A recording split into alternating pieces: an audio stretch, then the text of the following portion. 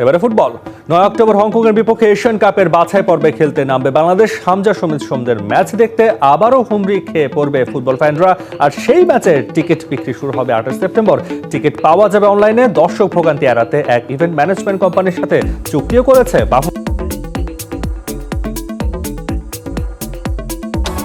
Football উন্মাদনায় মেতে ওঠার অপেক্ষায় জাতীয় স্টেডিয়াম। 9 অক্টোবর হংকংয়ের সাথে এফসি এশিয়ান কাপ বাছাই পর্বের বিগ ম্যাচ বাংলাদেশের। সেই ম্যাচকে ঘিরে সব আয়োজন সম্পন্ন করছে বাফুফে।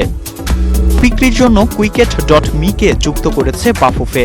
আগের মতো এবারও সব টিকিট পাওয়া যাবে অনলাইনে, যেখানে গ্যালারির সর্বনিম্ন টিকিটের মূল্য ধরা হয়েছে 400 টাকা। তবে বাকি গ্যালারির টিকিটের দামে আসতে পারে পরিবর্তন। একজন দর্শক সর্বোচ্চ কিনতে পারবেন 5টি টিকিট।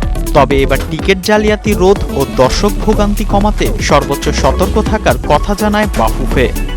আশা করছি যে 28 তারিখে আমরা লঞ্চ করব টিকিটটা। আমরা আশা করি একদিনের ভিতরে টিকিট সেল হয়ে যাবে, যেটা আমরা অতীতে দেখেছি। আমরা যেটা লাস্ট টাইমে করেছি, সতর্ক করেছি বিভিন্ন দর্শকে। এবার আমরা বলছি যে কোনো প্রিন্টেড টিকিট আনার দরকার নাই। ফোনে যদি আপনি টিকিট নিয়ে আসেন, ওটা দিয়ে আপনি ঢুকতে পারেন।